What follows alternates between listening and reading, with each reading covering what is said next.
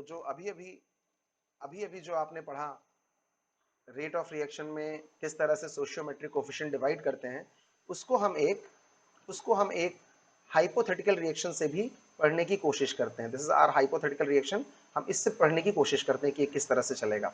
अगर आप ये देखिए कि हम इस रिएक्शन के लिए रेट ऑफ रिएक्शन लिखना चाहें तो किस तरह से रेट ऑफ रिएक्शन लिखेंगे। इस रिएक्शन के लिए अगर हम रेट ऑफ रिएक्शन लिखना चाहें, ये एक हाइपोथेटिकल रिएक्शन है। A plus B is forming C plus D. तो इसके लिए जब हम रेट ऑफ रिएक्शन लिखेंगे तो आप ये कहोगे कि सर रेट ऑफ रिएक्शन इसके लिखने के लिए आप कहोगे कि अगर रिएक्टेंट के टर्म्स में लिखना है तो आपको -1/a change in concentration of A upon time taken लिखना पड़ेगा। अगर इसके टर्म में लिखना है, रेट ऑफ रिएक्शन इसके टर्म में भी लिखा जा सकता है, रेट ऑफ रिएक्शन इसके टर्म में भी लिखा जा सकता है, रेट ऑफ रिएक्शन इसके टर्म में भी लिखा जा सकता है और रेट ऑफ रिएक्शन इसके टर्म में भी लिखा जा सकता है। यानी रिएक्टेंट के किसी भी टर्म के में लिखा जा सकता है और प्रोडक्ट के किसी भी टर्म में लिखा जा सकता है। ये बात तो क्लियर है। तो अगर हमें इनके टर्म्स में लिखना है या इनके टर्म्स में लिखना है तो ऐसे लिखेंगे। जो सोशियोमेट्रिक कोफिशिएंट है वो डिवाइड कर देंगे और change in concentration of A upon time taken या change in concentration of B upon time taken, इस तरह से करेंगे। लेकिन अगर इनके टर्म्स में लिखना है डेल्टा सी और डेल्टा डी के टर्म्स में तो पॉजिटिव साइन रहेगा और ये सी और डी डिवाइड हो जाएगा। कैसे होगा जरा देखिए। अगर रेट ऑफ रिएक्शन सी के टर्म्स में लिखना है तो 1/c, ये जो आपका सी है ये डिनोमिनेटर में चला जाएगा, आप देख रहे हो, और ये जो आपका डी है ये आपका डिनोमिनेटर में चला जाएगा डी। मेरी बात क्लियर हो गई। तो अगर आपको रिएक्टेंट के टर्म्स में लिखना है तो ऐसे, प्रोडक्ट के टर्म्स में लिखना है तो ऐसे, केवल और केवल सोशियोमेट्रिक कोफिशिएंट डिवाइड हो जाएंगे। Delta C upon delta D upon delta T रहेगा ही रहेगा, 1/d हो जाएगा, 1/c हो जाएगा। इसका मतलब रेट ऑफ रिएक्शन की जब हम बात करते हैं तो रेट ऑफ रिएक्शन लिखने के लिए हमारा ये भी तरीका सही है। हम इस टर्म में भी लिख सकते हैं, इस टर्म में भी लिख सकते हैं, इस टर्म में भी लिख सकते हैं और इस टर्म में भी लिख सकते हैं। मेरी बात आपको क्लियर हो गई होगी। हम अपनी नेक्स्ट स्लाइड में चलते हैं जिसमें हम देखेंगे कि ये हमारी बात हो गई ऑलरेडी नेक्स्ट स्लाइड में जाने से पहले कि रेट ऑफ रिएक्शन जो है हमारा वो, अगर ये भी रेट ऑफ रिएक्शन है, ये भी और ये भी, इसलिए सारे के सारे आपस में इक्वल हैं। तो रेट ऑफ रिएक्शन इन चारों के टर्म्स में लिखा जा सकता है। अगर हम नेक्स्ट अपनी स्लाइड में चलें तो क्या देखने को मिलेगा हमारी नेक्स्ट स्लाइड में। हम बात करते हैं दो टर्म्स के, नए टर्म्स की, एवरेज रेट ऑफ रिएक्शन और इंस्टैंटेनियस रेट ऑफ रिएक्शन।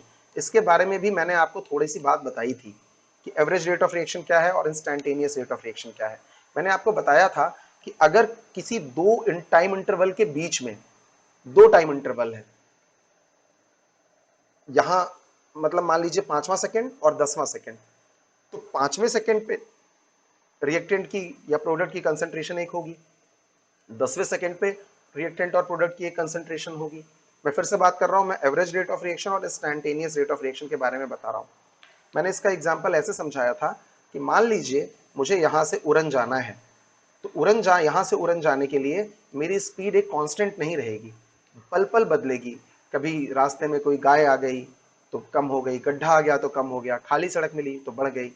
तो अगर मैं यहां से लेके उड़न जाऊंगा तो मैं total distance upon total time निकालूंगा तो वो मेरी एवरेज वेलोसिटी होगी।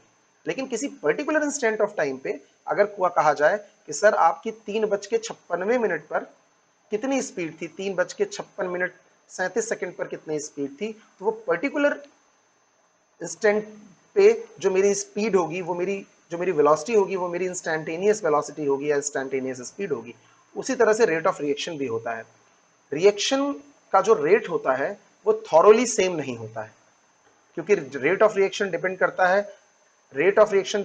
है रिएक्टेंट की कंसंट्रेशन पे।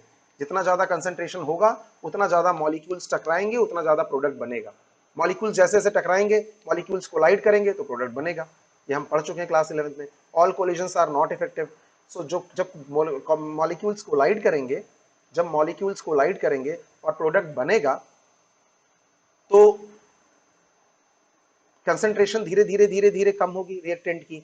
जब कम होगी तो नंबर ऑफ कोलिजन्स पर सेकंड कम होंगे, कोलिजन फ्रीक्वेंसी कम होगी। अगर कोलिजन फ्रीक्वेंसी कम होगी तो इसका मतलब ये होगा कि रेट ऑफ रिएक्शन धीरे धीरे घटेगा, यानी कि धीरे धीरे रिएक्टेंट की कंसंट्रेशन कम होगी और प्रोडक्ट की कंसंट्रेशन बढ़ेगी। तो एक हर पल पल रेट ऑफ रिएक्शन चेंज हो रहा होगा। यू कैन नॉट से कि ये रिएक्शन है तो थॉरोली पूरा सेम रहेगा, पल पल रेट ऑफ रिएक्शन चेंज हो रहा होगा। तो इसको हम पढ़ते हैं अपनी नेक्स्ट स्लाइड में।